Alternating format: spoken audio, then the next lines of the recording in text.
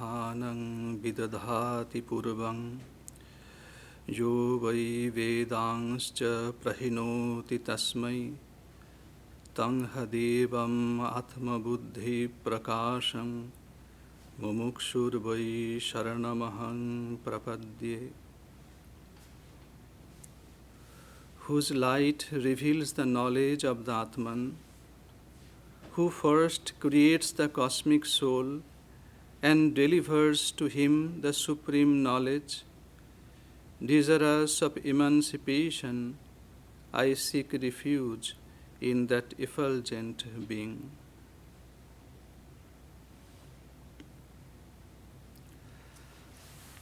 So, good morning. Today, our topic is the second lecture of the series, Some Thoughts on Prayer. So, this is the part 2.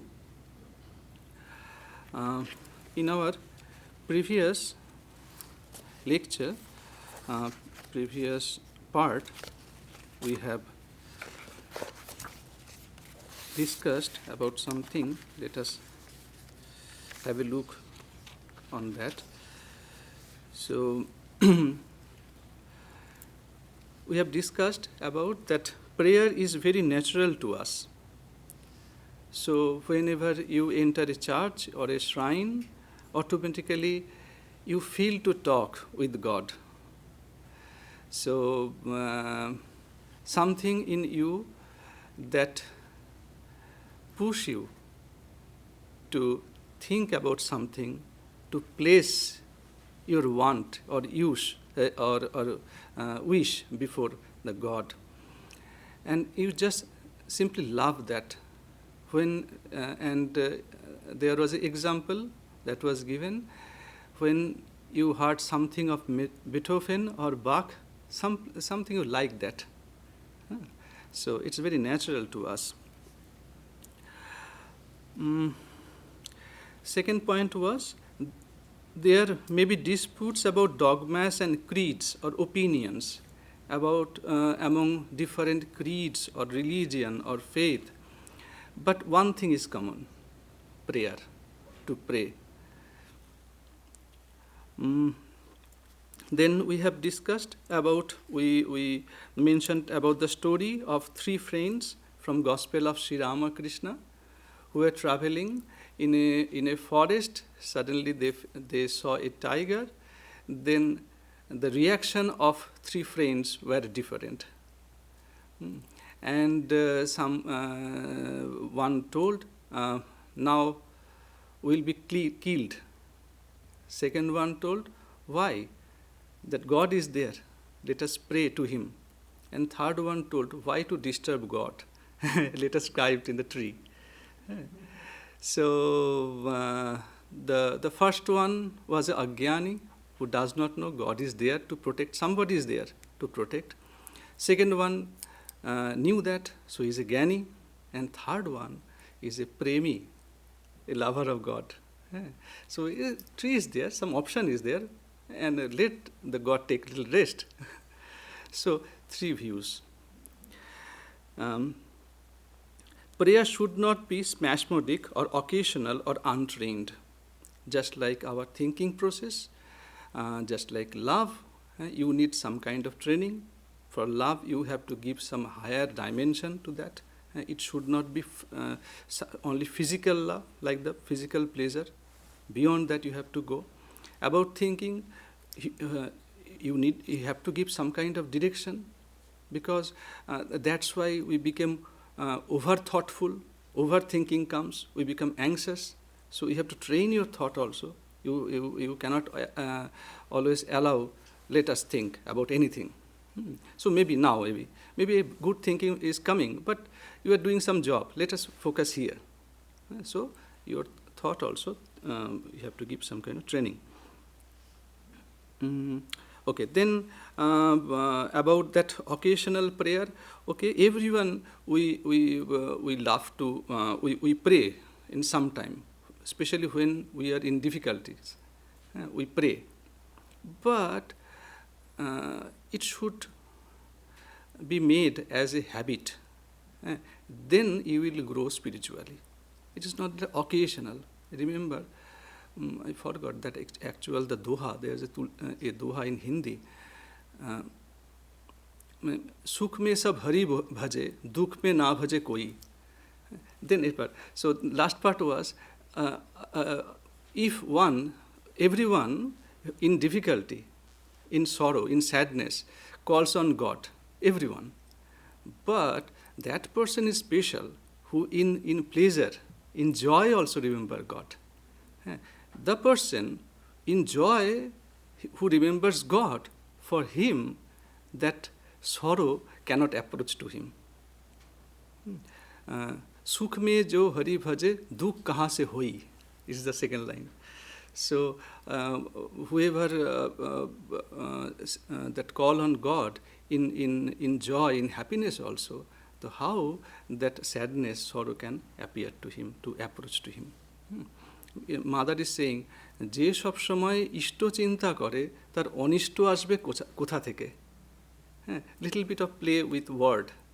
Who always think about Ishta, the God, your chosen deity. Anishta, that is the other side of that. That adversities. From where it will enter in the heart. Who always think about when you keep your Ishta, chosen deity here. So where from that Anishta will enter? That sorrow will enter. Then I was keeping some of the portion. We can say. So then we do not know what to pray. Again, that kind of thing will come again and again. We do not know what to pray. And we have quoted one of the song from Rajanikanta Sen. Ora chahite janena doyamoy. So the first line is, we do not know what to pray, O God. We do not know. Please teach us what to pray. And then from Swami Tadrupananda, from his article, one portion we have read. Unfortunately, today I didn't bring that. Otherwise, we could read from that. It is a beautiful portion. So it is why it is quite natural for us to pray. We always we are complete, we are full, we are apta kama. So very nature of us is the essence of that the bliss, Sat Chit Ananda, the existence and that knowledge and bliss. It is here. So it is very natural for us to regain that state. That's why we pray. We want to how that prayer it originates in us. It is that our the tendency to regain, that claiming our divine right. That is it takes the form of prayer. And he gave beautiful examples, like when little bit of air caught inside a mass of water as a bubble. So think about the mind of the air which is caught inside the bubble. It again wants to merge with this environment, this atmosphere. He always trying to to make some hole inside the bubble so that it can merge. Again, there was an example of a spark of fire, from a blazing fire. So a little bit spark is there. So that spark knows I am a part of that huge fire. So it's that claim to merge inside the fire, or maybe. And what was the third example? Maybe that portion I forgot. Anyhow, so that is the thing. That was the thing. We have discussed all those things in our last class. So there is hardly anyone who has not prayed at some time or other in his or her life. When a baby feels hungry or discomfort, it cries. To its mother, at least, it is an unarticulated prayer.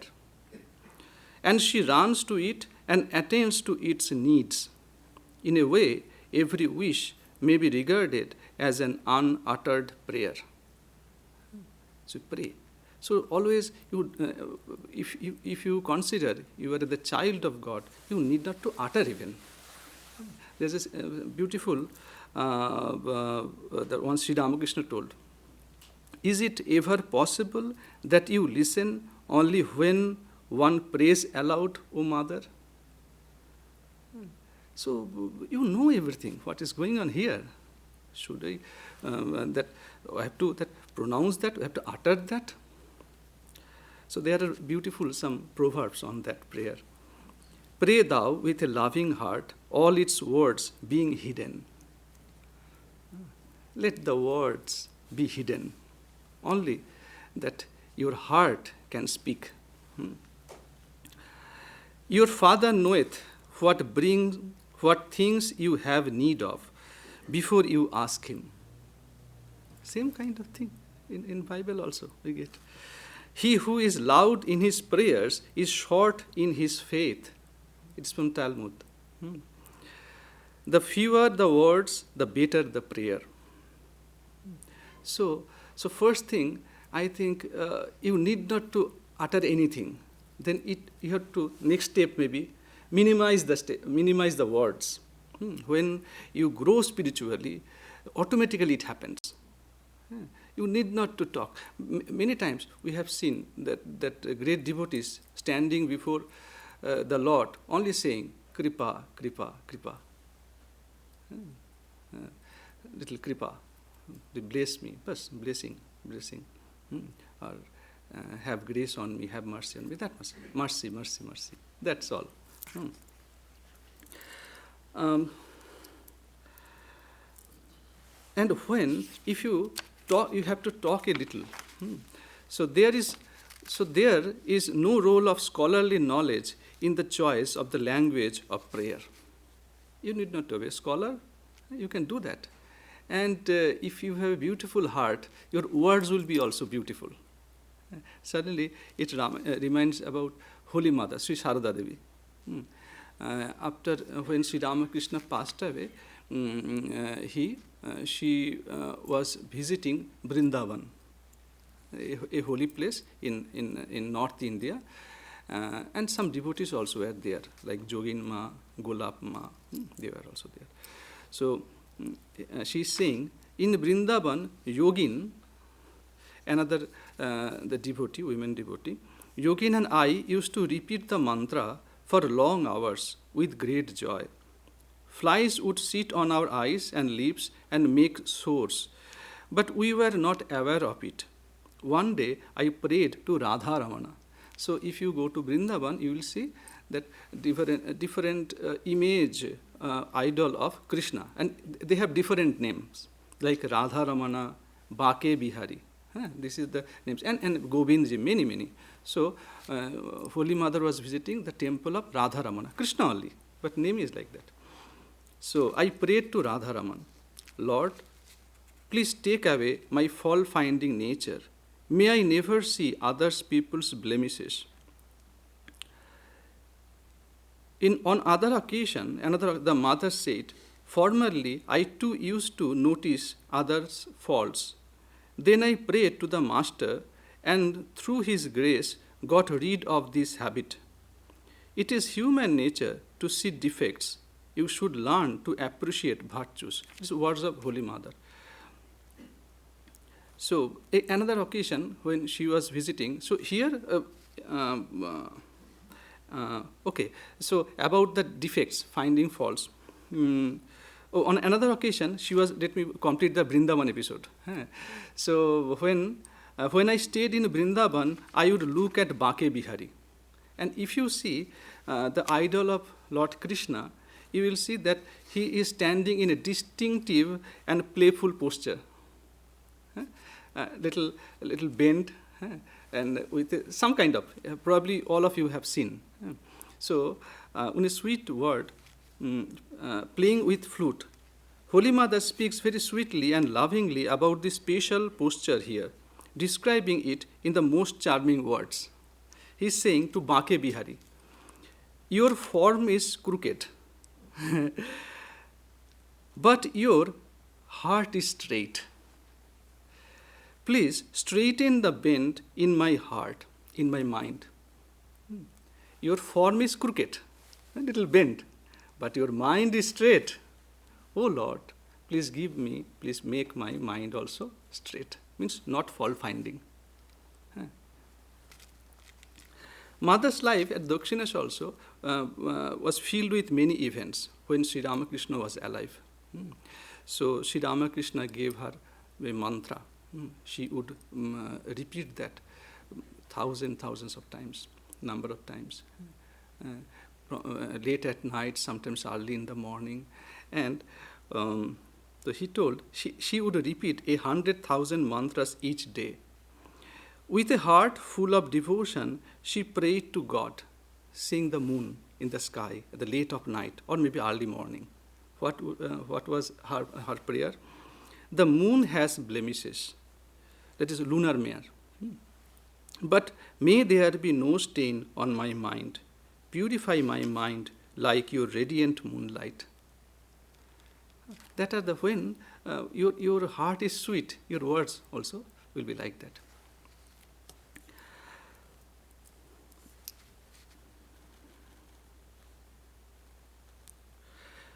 And if you have not the proper idea of God, it is not that everyone believe in God. So that kind of person once visited Dakshineshwar, and Sri Ramakrishna has a advice to him. Sri Ramakrishna said to a person who was highly intellectual and critical about prayer. So he told, "Why do you criticize others? Does not God see? Does not God know everything? Pray, and if you do not have the right conception of God, God will listen in spite of that." But for you, the prayer would be different. What kind of prayer? "I do not know, Lord, that thy real nature, but I pray to thee." I do not know your real nature, but I can pray. "Let it reach thee in thy real perfection. I do not know what thy real nature is, but whatever thou art, may my prayer reach thee." That is the important thing. Even though a person does not know exactly to whom to pray, if he sends his prayer, it will reach wherever and whomever God is. Sri Ramakrishna used to say, suppose a person does not know how to express his prayer, God will come and teach him to pray in the right way. And he gave that example. If you want to go on pilgrimage to Puri, Puri is the little southern side of Bengal. If you want to go to Puri, but you do not know the right path, the direction, but if you start with sincerity, somebody will come to help you if you persist and if you are earnest. In strange ways, he comes. You never know. You think, sometimes you pray to God and you expect that would be his way. But you never know. In an unexpected way, he may come and send some messenger, send some message to you. So from here also, many of us may ask a question that is prayer answered at all, always? So here, two examples. There was a drought in a certain place, here actually, somewhere in California. So without mentioning that part, so and priest of that place asked the members of his diocese to pray to God. But unfortunately, the rain didn't come.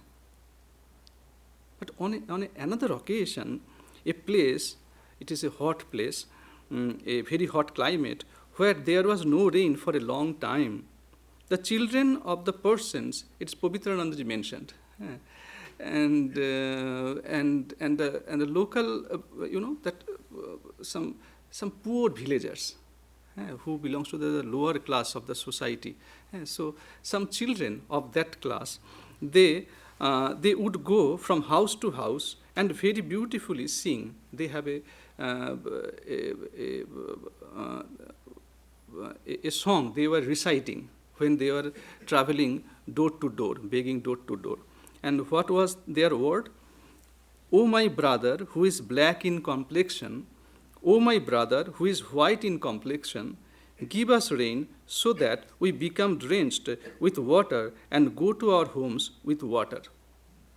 It might be that they were singing this way one afternoon, and that rains came that night.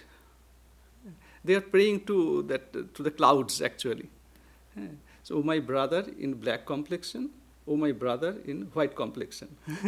they are praying. They are sending their message to the cloud. But it happened. Rain came. So you never know. Probably that's why it is said that blessed who are pure in heart. It's purity of heart. It's not about anything else. So probably, and you know that another story also, Sri Ramakrishna, it was a story of a little boy.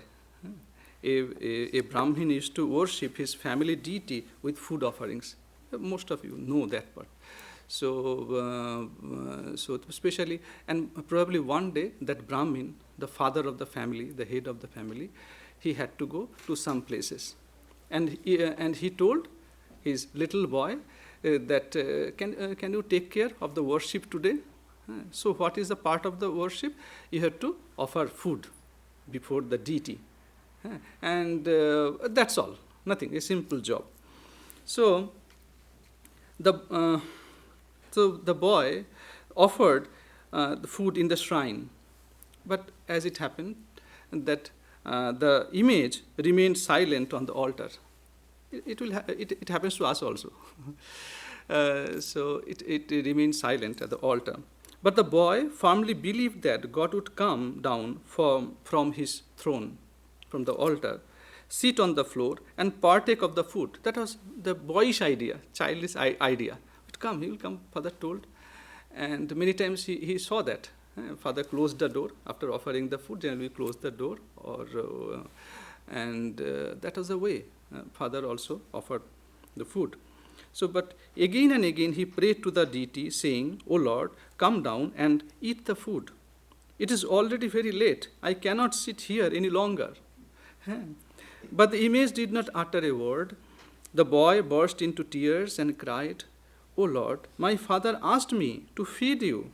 Why won't you come down? Why won't you eat from my hands?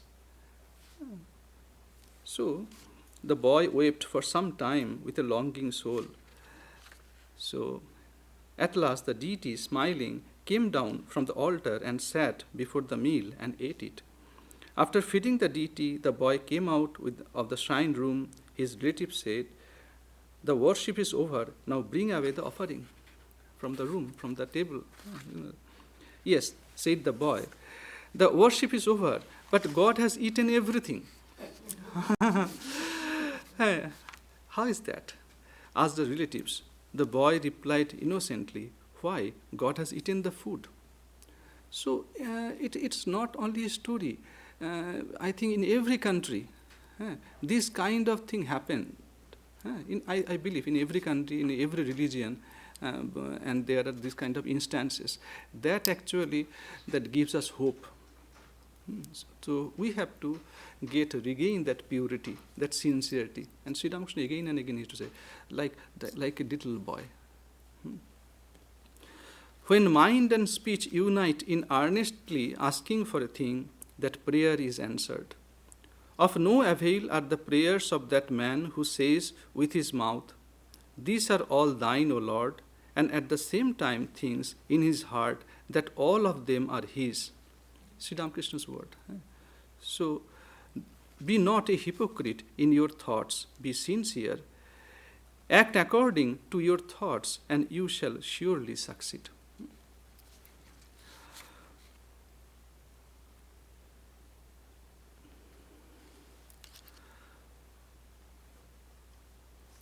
Another point to be kept in mind that about prayer is it is itself a technique of concentration.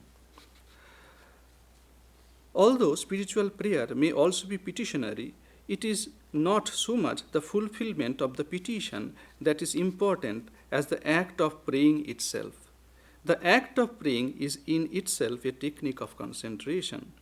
Through prayer, the scattered power of the will converge upon the object of prayer. The concentration thus achieved may not be total as in true contemplation or meditation, but it is a great help for its attainment.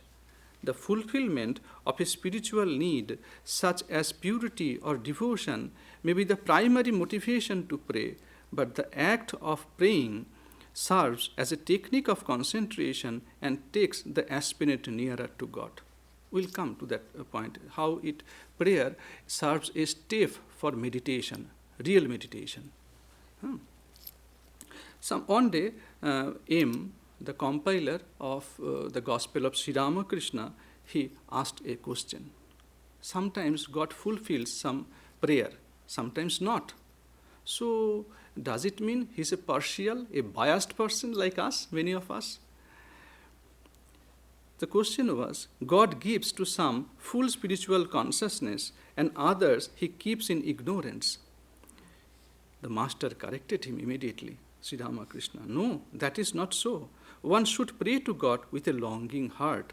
God certainly listens to prayer if it is sincere. There is no doubt about it. Pray to him in any way you can hear even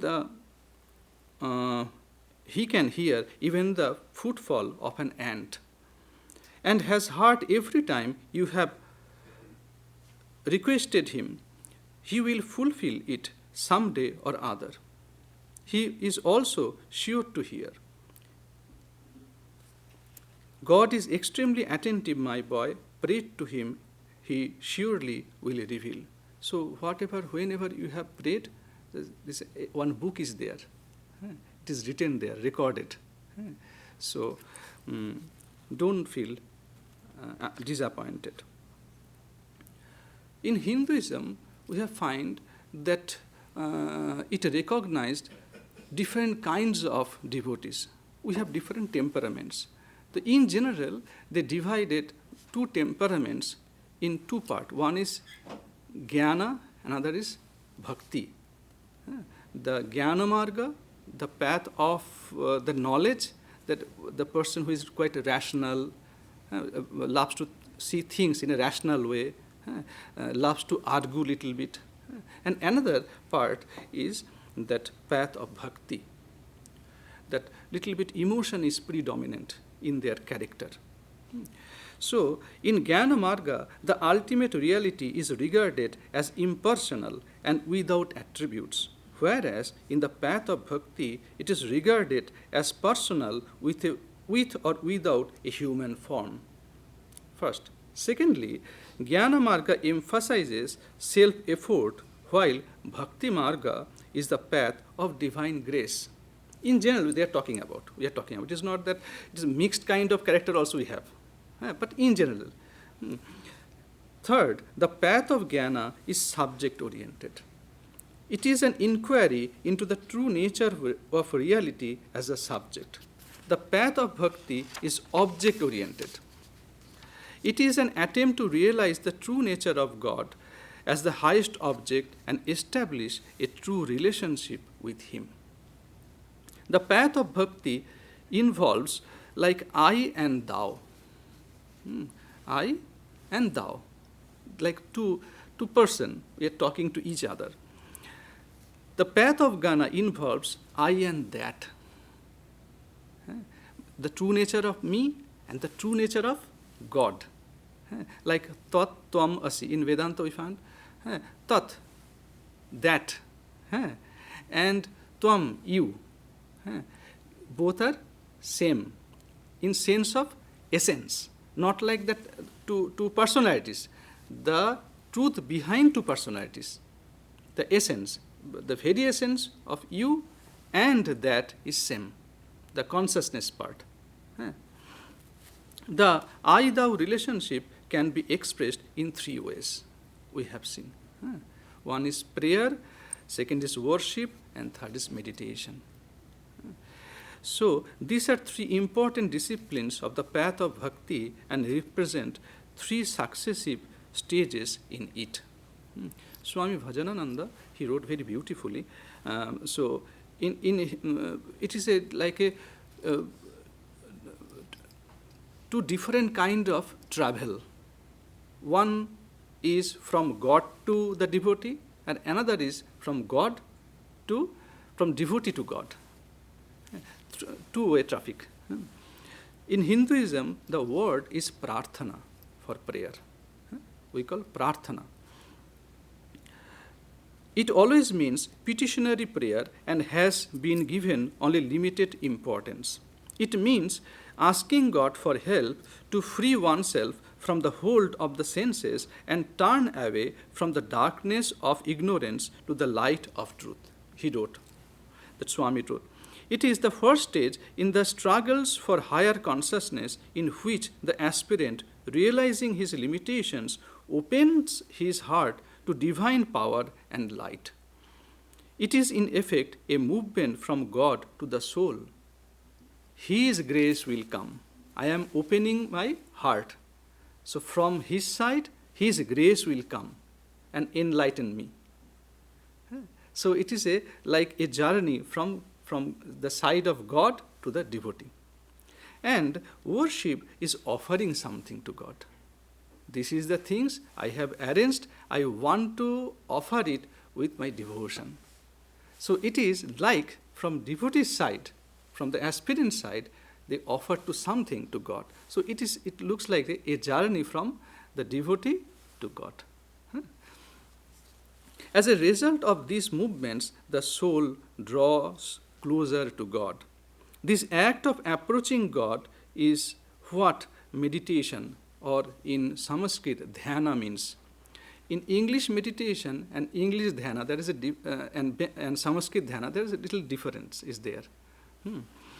The Vedantic term for meditation is upasana, which literally means sitting near to God. So then, prayer, worship, and meditation represent 3 degrees of the development of intimacy between the soul and God. You start with prayer, then worship, then meditation. That union. One begins spiritual life by asking God for favors. First we start, everyone, help me, O God. Favors. Then starts offering things to Him. And finally succeeds in going nearer to Him. These 3 steps also represents 3 stages in the progressive transformation of the aspirant's consciousness. So what is the nature of prayer? So we know now a little bit about prayer. So 2 ways we can present that. Number 1, prayer is a conversation with God. It is famous. Many times we heard that it is a conversation between the individual soul and the Supreme Soul, the God and his devotee, a conversation. And some say that prayer is the raising of the soul to God, to elevate my soul. We pray, please, that elevate my soul.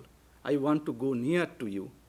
So is a conversation sometimes, 2 different definition of prayer. Prayer is also that when we talk about speaking to God, it represents the first attempt of the ordinary human soul to approach God, just as our meeting with our fellow men takes the form of a dialogue. So also the first meeting of the soul with God takes the form of an inner dialogue. It is the first effort of the soul to express its spiritual aspiration. For that is the only way the infant soul can orient itself to the supreme reality. Just as a child speaks about its needs to its parents, or a student seeks guidance from a teacher, or a servant places his problems before his master, so does the soul speak frankly to the Lord about its difficulties, needs, and wishes. It is by expressing its needs that the child goes closer to its parents and understands its relationship to them. Just think about that. In school and college also, if the student does not ask any question, how it will be possible to build a relationship between teacher and student. When you ask something, when you approach something, then only that relationship can be built. It is this speaking to God and dependence on His grace that distinguish prayer from other disciplines. So, simply I want, I wish, and where is the difference with prayer? We also ask many things to our ministers, maybe, or maybe an officer in a particular in an office, maybe. So, what is the difference between prayer? So, man is depending on His grace. It is not about placing my want, also a dependence on a higher force, a higher energy.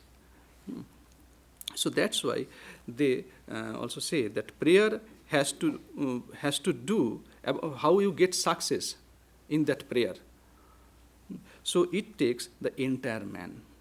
You have to put your heart wholly. Your prayer must be wholehearted. You seek something, but you do not have the patience to wait. So, or maybe your lips are talking something, but your heart is somewhere. So it will not happen. You will not get no success. So it says that it takes the whole man to pray, and prayer affects the entire man in its gracious results. As the whole nature of man enters into prayer, so also all that belongs to man is the beneficiary of prayer. If you want to have a real transformation, you have to put your mind, soul, and body also. All of man, the largest results in praying come to him who gives himself, all of himself, all that belongs to himself, to God. This is the secret of full consecration. In Hindu tradition, or here also, the idea of consecration, of temple. In elaborate way, do this, do this. So it sanctifies, it purifies all the materials, whatever you have used. No. So in that if you look carefully, the Hindu way of worship. Sometimes you have noticed that many that they built like Durga Puja, when they worship Goddess Durga, Goddess Kali, like that. They nowadays they made that image out of clay, and after when they bring that idol inside the altar, so there are many processes before starting your puja. You have to go through some kind of purification process. The very beautiful, nice word is Vaigunna Prashamana. Vaigunna Prashamana. Vaiguna means guna, whatever faults, maybe who was that made the sculpture. You never know whether he after the bathing he started preparing all those things. May not he be a good person, and maybe the tools he used to make that, it was not properly clean. Many things happen, no? And the soil that you probably bought from somewhere else. So maybe you are thinking in the process of making, maybe there are many things happen. It was not what to say, from not collected from a good place. You know that worship is some kind of you have to take a bath. You have to wear a clean cloth. So the worshipper is going, the priest is going to worship that image with a purified body and cloth also. But the process in making, I do not know what happened. So one step is Vaigunna. If anything happened, so through this process, let everything should go. Let it be purified. So it is called consecration. You have to consecrate the material of those everything. So it is purification of your body, mind, and soul is needed. You have to put everything there. The men of olden times who worked well in prayer who moves God to do great things were those who were entirely given over to God in their praying. Holiness is wholeness. And so God wants holy men, men wholehearted and true for His service and for the work of praying. So that's why, again, that we in Hindu tradition, about the prostration, when you offer pranam, probably you have noticed that they lie down on the floor, stretching the hand. Probably have seen that we call sometimes there are many stages. You can stand and just putting all together your hands. This is also pranam. So it is another kind of pranam. But I am submitting my everything to you, O God. That is called sastanga pranam. They lie down, even stretching his hand, like that. So sastanga means sa ashta anga. With 8 limbs, I am offering this salutation. So it is not that just I am just putting all together my hand, and my mind is somewhere else. Sastanga means I am putting my everything to you. So what are the 8 limbs? It says that knees, feet, hands, chest, mind, head, speech, and eyes. So I am putting, it is not my body only, it's there in the floor. So I am taking refuge with my all those limbs, with my speech, eyes, and mind also. So everything, O God, is here at your feet. So the body, so it says that, it is called that not only about your mind, when that you feel that, that when that feeling comes, your body also responds in that way. You can see that, how the body is that reacting to that feeling. So it remembers that a few days ago, I was reading from a book. The book was written on Swami Shivarchanananda. Swami Shivarchanananda was a disciple of Holy Mother, Sri Sharada Devi. And he was the 10th president of Ramakrishna order. So he passed away in probably in 1985, 84, around that time, or 86 that time. So he was a remarkable person. A man, short height, but a brilliant administrator, a brilliant monk, and a man of, because I remember another incident.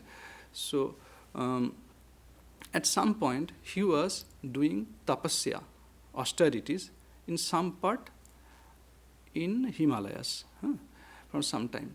So that story I heard from a monk. So,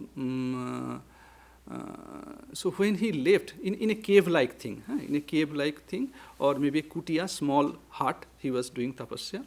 So when he left that place, because he had to return to Belur Math also after some months. So another great soul, another great monk from a different order of monks, he was visiting that place. And it happened that he had to spend some time in that kutia or the hut or the cave. So immediately after spending some time, he asked a devotee, before me, is somebody came here and spent some day? Well, yes, the one monk from Ramakrishna order, he came and spent here day for some time, spent some days here. So he must be a great soul. Still I can feel that vibration. Some person came of high spiritual caliber. So many stories. That book is of 900 pages. So I was reading. Sometimes, it is some kind of holy company. When you read a book, and it is you can live with that person, stay with that person.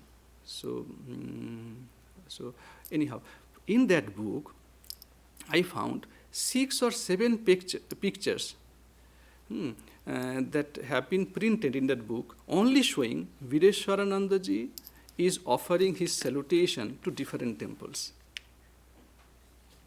So it was even the photographer. It's a costly book. So offering from one photograph would be enough. But that photographer and the publishers even, they could not resist themselves to catch those beautiful moments. So in some portion, some photographs he is with folded hands standing there, and some photos are there different steps when you lie down like that, doing a Sashtanga pranam. Different steps. You have to first kneel down first, no? Then slowly you are lying down, and when you are again wanted to stand up. So different steps are there. So one thing is common, even from the pictures. We didn't have that, everyone may not have the opportunity to see him. Even in those pictures, you can feel something. His face, he was old by then. He passed away around when he was 93, like that. Old. But you can see, you can feel. So this is called, that's why we wanted to say that the body first shows its devotion by getting into the right position for prayer. When we bow down or kneel, it shows our respect, just like our soul should be humble in prayer. The way our body behaves is important during prayer. However, even if our body is in the right position, our heart may still be proud and our mind may wander, making the prayer feel empty or just like a habit. Another incident I can share. It is not a thing. This is the thing when you visit some places, it's good to see how these great souls doing everything. So that day one boy was sharing one incident. It's a simple incident, but you think it touches your heart. So the boy he occasionally he visit Belur Math. So one day probably it was and you may know that it opens in Belur Math, our headquarters in India, of Ramakrishna order. So it opens around 4 o'clock or 4:30. This is the first worship we do. But for commoners, for common visitors, they can enter, I think 5:30 or 6 o'clock maybe. They can enter, anybody can come. And it closes around 11:30. And again it reopen around 3:30 or 4 o'clock. But it continues for 8:30 like that. So that boy, after the lunch, so he went there. It was almost 3:30, 4 o'clock. Yet that main gate was not open. So, and that was the time the monks they love to go to the temples because less crowd. You can offer pranam and come back before the crowd comes from the main gate. It takes 5 to 7 minutes. So from main gate to the temples. So that Swami, a old Swami, he was standing there he was waiting when the door of Mother's temple would open and he could offer his pranam, that salutation. So, and that boy was standing from a distance and looking at the monk. And that monk was really old. And he came from Arogya Bhavan, a different building that is meant for the old monks, senior monks, having better medical facilities. So there's a different quarter where they can live. So from there he came, and he was offering from and shaking, maybe that Parkinson and that kind of problem, shaking. Hands were shaking, whole body was shaking. But the boy told me, I could not forget the eyes of that monk. It was fixed. And it is fixed on the photograph of Holy Mother. That was not shaking. Body was shaking. But he maintained the habit. So it is why I am talking about that our prayers, our religious practices should not be occasional. Occasional is good. So better than nothing, I am saying, okay, good. But we should not stop there. we should make a regular habit. We are talking about Shivarchanananda ji. In that book I was reading that when he was, at the last time also, we need the President Swami for the sannyasa ceremony. That another monk who wrote that reminiscences, he found the attendance was struggling. The body was failing. After a few days, months, he passed away. So he passed away. Sorry. So they saw that there like a war is going on to carry him. So his body was so failing, so sick. But he said, I will go. As long as I am in the Belur Math, in the morning, evening, he would visit all those temples. So this is called the building relationship. And I read that, so that like conversation going on with Shivarchanananda ji and going on. He was coming back, and something he would remember. Oh, something I didn't say again, like that. Regular. This person, so also regular. I have to go and talk to the mother. So this regular thing is important. So though God is unseen, prayer is not a monologue. It is a mystic interior exchange with the unseen divine partner going on through the medium of faith. A true devotee does not feel that God is unknown or does not respond. His burning faith makes God a living presence. It is this continual exercise of faith that makes prayer a spiritual discipline. We have some wrong idea. Some of us, not all of us, that, because we have to sometimes face some questions also. What are you doing? Prayer, are you a beggar? It's a begging. So no, there's a difference between begging and prayer. Some people seem to think that prayer would reduce them to the position of a beggar, which is beneath their dignity. Ignorance and egoism lie at the root of such thinking. In Gospel, you will read many times. Some people, some devotees, they wanted to visit at Dakshineshwar, the temple, and their friends, they sometimes stop them. You are a young person and you have a social status, and you are going to the temple, kept all those practice for when you become old. Why? So we saw many people, even our initiated devotees, especially in India I'm talking about, they have a fear to lose their social status. My friend will think, I am going to temple. At last you become a devotee. Again the tears will come. So that is the thing. In begging, there is no relationship between the beggar and the begged. Here is the difference. There is no relationship. Begging.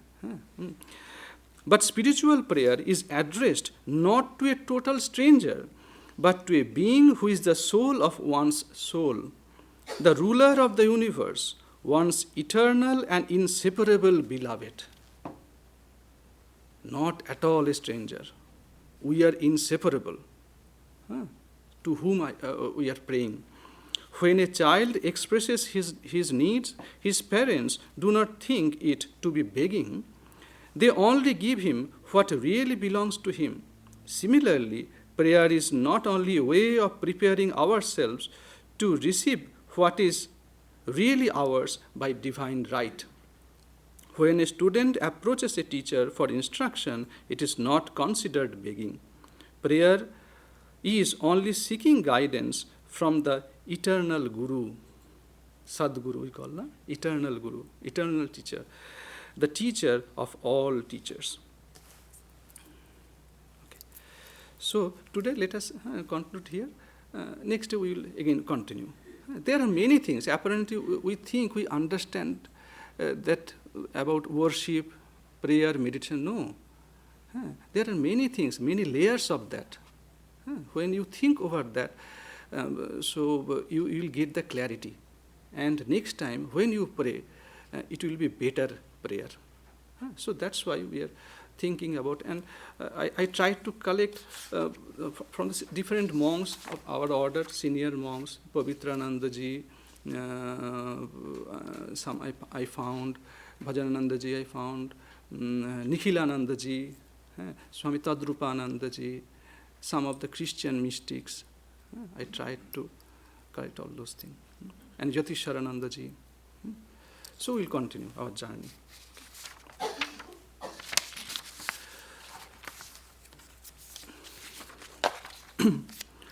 Om Do Shantirantarikshan Shantihi Prithvi Shantihi Apa Shantihi Oshadhaya Shantihi Vanaspataya Shantihir Vishedeva Shantihir Brahma Shantihir Sarvam Shantihi Shantireva Shantihi Sama Shantiredhi. Om Shanti Shanti Shanti. May peace radiate in the heavens. May peace pervade the sky. May peace reign on earth, in the waters and in the plants. May peace flow from the trees. May peace encompass all divine beings. May peace reside in the Supreme, and may peace encompass all. Let the peace embrace me too. Om peace. Peace, peace.